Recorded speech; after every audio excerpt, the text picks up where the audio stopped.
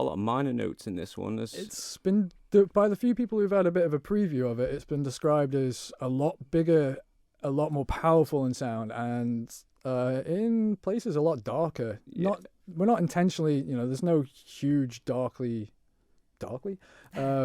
huge dark themes in it past some quite abstract absurdism that comes in. Ooh, intriguing. Yeah, but it's the actual sound of it. It's this one's much more heavily dub influenced, and now both me and Keiran have been massive Damian Marley fans for years. Damian Marley and Nas's Distant Relative albums is just up there. It's one of the best albums of all time, and that positive vibes. Positive vibes, but it's also got some heavy hitting and big like minor notes, big bass, huge African drum sound, and some of the topics are quite heavy. And that album has been pivotal to both of our influences from the start, really. So yeah, we got like 2 party tracks and then like 2 more observant of the world tracks. Yeah. And did the new tracks get an airing at the Port Erin gig? Because you did do the Port Erin gig recently, didn't you? We barely got to play, obviously, because of COVID kind of thing. So after the first lockdown, we did like 5 gigs in one weekend. We were like, just push it as hard as we can. And there's all the songs we were going to record, we weren't particularly happy with a few of them. And our songs, like a lot of our songs are 50% written, 50% written on stage. So we do a lot of improvising and a lot of like, full verses or improvised on stage, or all the music's made up as we go along.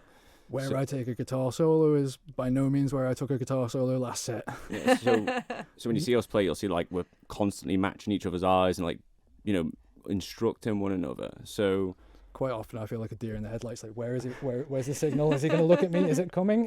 Is it? No. Okay, no, we pointed at Jackie. Right, trombone solo. So that's very much what we've been doing, is just refining the last of it. Now we've got it, because obviously if you get a good reaction from a snare drum following a vocal piece in a certain way, you put that in the track at the last part of mixing or mastering or whatever to make it like any last overdubs or anything like that, just to make sure that you have the thing that you're going to do on stage next time, every time, it's on there. So it must feel like the tracks are sort of almost never finished though, because then each time you go out and play them again, something will change, and so you probably think, oh no, but I wanted to add that and it's too late now. That's originally what we wanted to do, because we were both solo artists, so we ended up getting together to do like an acoustic album, and then got carried away and added like saxophones and basses and everything else. Jip Danabala groove. Like we approached him as like, we've got a 4-track acoustic EP, beatbox, guitar, vocal, that's it. He's like, oh yeah, sure, no problem. And it's just like, oh, actually we've got a 5th track. Would you mind if we added that? Like, yeah, no, okay.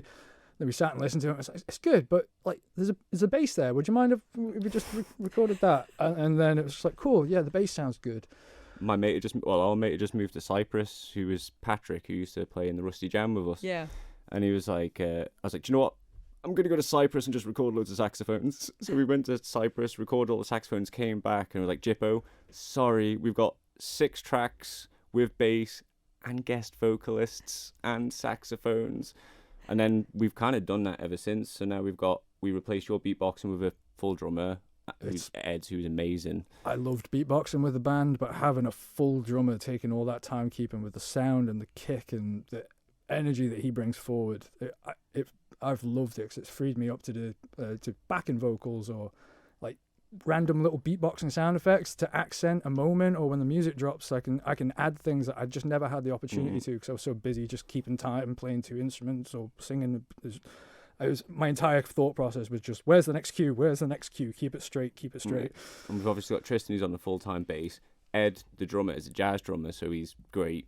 Tristan's a funk bass player, so it's all different sounds. And then we've got Ed's wife, Jackie, play trombone with us. Oh, she's great. And then periodically we have like 2 to 3 different saxophonists or a trumpet player or 2. So it's flugelhorn. It's always changing anyway. Oh yeah, a flugelhorn player. I love that. And so this is sort of the collective. And is this what the Innuendo Orchestra is then, or is that something different?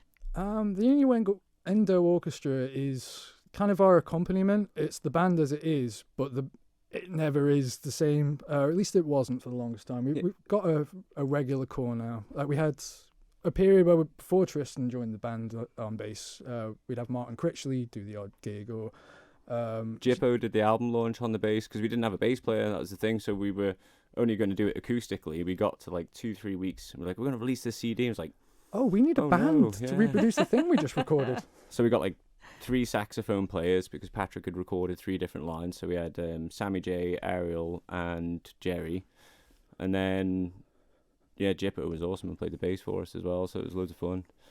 Yeah, and so I'm really looking forward to hearing how the new stuff sounds then. But it would, I'm sure if you were at Port Erin and you heard the sort of preview, I'm like sure that, it's very exciting. With a lot more brass. So the brass section on this new CD will have 2 to 3 trombones, 2 to 3 saxophones, trumpets, cornets, flugelhorn. So it's a big brass band. This sounds ace. And is this going to be essentially what we're going to experience at the Made In Mann gig then? No, because one of our saxophone players lives in Bristol, so it's really hard. But like the other thing is trying to get that many people organised to practice through all the COVID stuff when some of our band aren't the best of health anyway. People were shielding, so they couldn't turn up, and like Jamulus and all the other apps and things that came up for musicians playing together was incredible, but none of it ever worked for live.